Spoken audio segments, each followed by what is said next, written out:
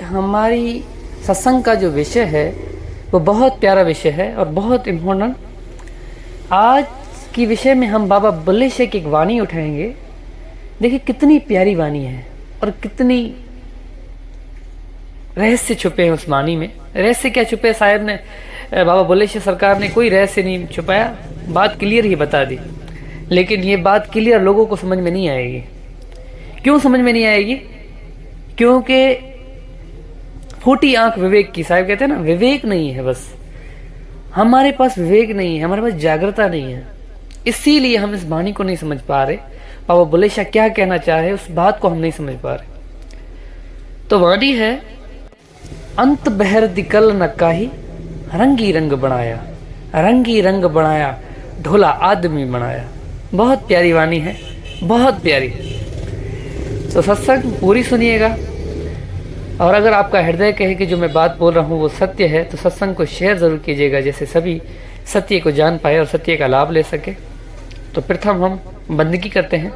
बंदगी मेरे सदगुरु कबीर साहब को बंदगी, बंदगी धनी धर्मदास साहब को बंदगी, बंदगी गुरु नानक देव साहब, गुरु अंगद देव साहब, गुरु भीखा साहब, मलुकदास साहब, गरीबदास साहब, रविदास साहब, अचलू राम साहब, दादूदास साहब, बन्नानाथ साहब, रोयल साहब, बाबा बुल्ले शाह सरकार, मेरे सदगुरु विशनदास, सदगुरु प्रागदास, सदगुरु गिरदाईदास साहिब को बंदगी, सर्वे संतों को बंदगी, सकल हंस को बंदगी, साहेब बंदगी सतनाम।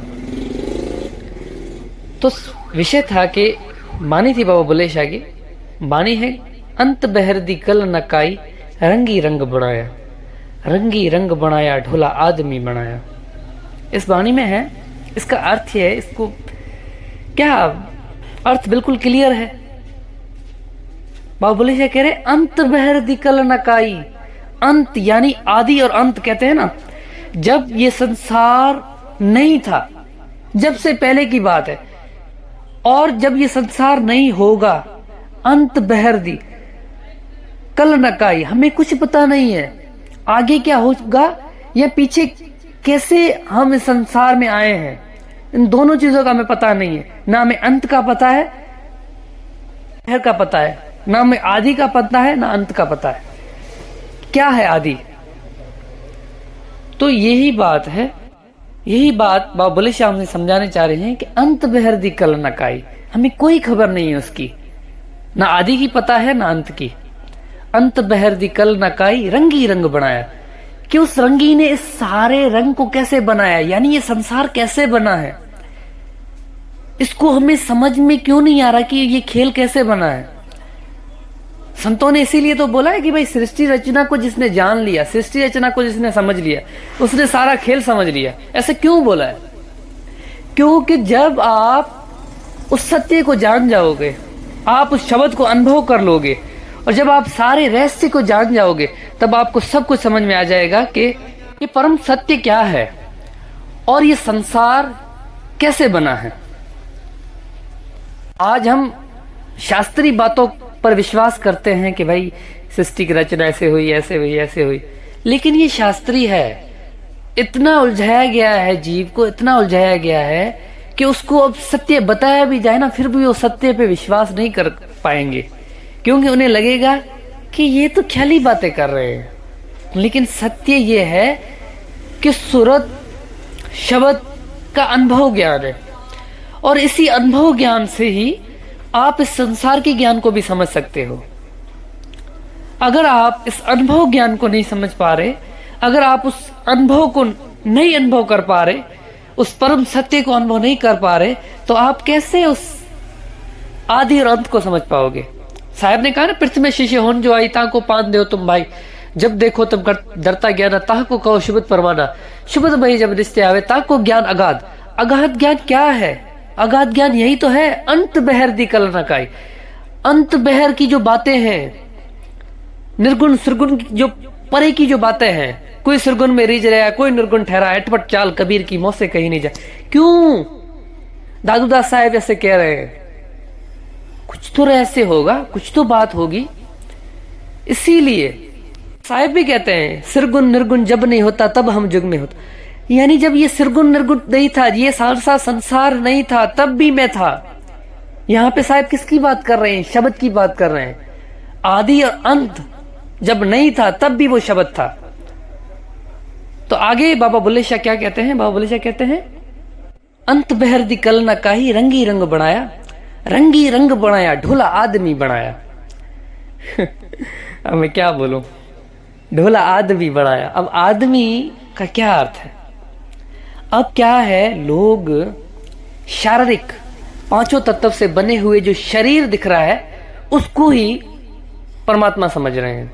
लेकिन यहाँ पे बाबा बुल्ले शाह ये नहीं कह रहे हैं कि वो आदमी जो बन के आया है, ये जो पांच तत्व का बना हुआ शरीर है, इसकी बात नहीं हो रही है। आदमी, एक तो आदम, आदम यानी ये शरीर, लेकिन जो आदम को चला रहा है, जिसके कारण ये आदम चेतन है जड़ से, उसके बारे में कह रहे हैं बाबा बुल्ले शाह कि ढोला आदमी बनाया। वो मालिक मेरा आदमी के रूप में आया है, यानी इसी रूप में वो समाया हुआ है। लेकिन कैसे मिलेगा? परम संत से। कोई संत हमें परम ज्ञान देगा जो हमें ये बताएगा कि सृष्टि रचना कैसे हुई, हमें ये बताएगा कि पांचों तत्वों का निर्वाण कैसे हुआ, जो हमें ये बताएगा कि हम कौन हैं। साहब हमेशा कहते हैं कि जो भी किसी भी गुरु का शिष्य होने जाए तो प्रथम उसके हृदय में ये सवाल जरूर होने चाहिए। पहला सवाल कि मैं कौन हूं, दूसरा सवाल कि मैं कहां से आया हूं, तीसरा सवाल मुझे कहां जाना है। जिसके हृदय में ये तीन सवाल नहीं हो रहे हैं, नहीं उत्पन्न हो रहे हैं, वो समझ जाए कि वो अभी तक इस संसार के ही कार्यों में फंसे हुए। जिसको अपने आप को जानने की लगन है, वही उस सत्य शब्द को और वही उस सत्य नाम को प्राप्त कर सकते हैं। जिसको अपने आप को प्राप्त करने की लगन है, अपने आप को प्राप्त करने की प्रीति है, प्रेम है घट में, वही उसको जान सकते हैं। इसीलिए तो साहब ने कहा, आत्म चीने परमात्म चीने, संत कहावे सोई। आप समझ रहे हो कि बड़ी बड़ी गद्दियों पे बैठने वाले वो संत हैं? नहीं मेरे भाई, नहीं। अगर आप में से भी कोई उस आत्मा की खोज करेगा, जो अपने आप को जानने की कोशिश करेगा, और जो उस परमात्मा, आत्म चीने परमात्म चीने, संत कहावे, वो ही संत है, वो ही संत कहा सकता है। और वो कहता नहीं है, वो नहीं कहता कि मैं संत हूं। पता चल जाता है हम जैसे लोगों को कि भाई संत की वाणी से, संत के ज्ञान से ही पता चल जाता है। तो आगे साहब कहते हैं, हाबिल काबिल पुत्र आदम दे, आदम किस दा जाया। वाह, कह रहे हैं कि ऐसा कहा गया है कि जब ये संसार बना था तब परमात्मा ने आदम की उत्पत्ति की, आदम को पैदा किया गया। ठीक है, उस आदम से ये सारा संसार बना है, आदम और हव्वा से। लेकिन सवाल ये उठता है, पापा बुल्ले शाह क्या बोल रहे हैं? पापा बुल्ले शाह कह रहे हैं कि हाबिल काबिल पुत्र आदम दे। आदम के दो बच्चे थे, दो पुत्र थे उनके, हाबिल और काबिल। हाबिल काबिल पुत्र आदम दे, आदम किस दा जाया। कि आदम के दो बच्चे, दो हम मानते हैं कि हाबिल और काबिल है, लेकिन आदम किसका पैदा हुआ है? आदम की उत्पत्ति किसने की है? आदम का कारण कौन है? किसके कारण ये आदम है? कौन है जिसने आदम की भी उत्पत्ति की? हाबिल काबिल पुत्र आदम दे, आदम किस दा जाया। असा आदम को अगे होया से, असा आदम को अगे होया से, आदम साड़ा जाया। यानी बाबा बुल्ले शाह कह रहे हैं कि मैं आदम से ही पहले था। जब ये सृष्टि बनी हुई नहीं थी, जब ये शरीर नहीं बना हुआ था, जब ये आदम भी नहीं था, तब भी मैं था। यहाँ पे बाबा बुल्ले शाह किसकी बात कर रहे हैं? आत्म सत्ता, आत्मा की बात कर रहे हैं। यहाँ पे बाबा बुल्ले शाह स्रोत और शब्द की बात कर रहे हैं। यही शब्द तो बाइबल में भी है, बताया गया है। जॉन 1:1 में देखो आप क्या बताया गया है, उसी शब्द की बात हो रही है यहाँ पे भी, कि जब कुछ भी नहीं था तब कौन था? जब आदम भी नहीं था। हाबिल काबिल पुत्र आदम दे, आदम किस दा जाया। असा आदम कुन अगे होया से, आदम साड़ा जाया। वाह, बाबा बुल्ले शाह कह रहे हैं, आदम मेरा पैदा किया हुआ है, मेरे कारण आदम की उत्पत्ति हुई है, मेरे से आदम है, मैं आदम से नहीं, आदम का मैं बच्चा नहीं हूं, आदम मेरा बच्चा है, यानी मैंने आदम की तख्लीक की है। यहाँ पे बाबा बुल्ले शाह, अगर कोई देखेगा तो उसको गुस्सा आ सकता है, यार बाबा बुल्ले शाह क्या बोल रहे हैं। लेकिन बाबा बुल्ले शाह यहाँ पे शरीर को देखते हुए बात नहीं कर रहे हैं, शरीर को देखते हुए बात नहीं कर रहे हैं। जैसे कहते हैं ना कि अव्वल अल्लाह नूर पाया, कुदरत दे सब बंदे, एक नूर सब जगह उपजा, कौन भले कौन मंदे। ये शरीर और नूर दोनों किसी और चीज की उत्पत्ति है, किसी और चीज ने नूर को और शरीर की उत्पत्ति की है। अब वो चीज कौन सी है? जिसके बारे में बाबा बुल्ले शाह बात कर रहे हैं कि वो चीज मैं हूं, और वो चीज सिर्फ बाबा बुल्ले शाह नहीं है, आप भी हो। लेकिन क्या है, हम भूल में हैं, हम जागृत नहीं, हम बेहोश हैं।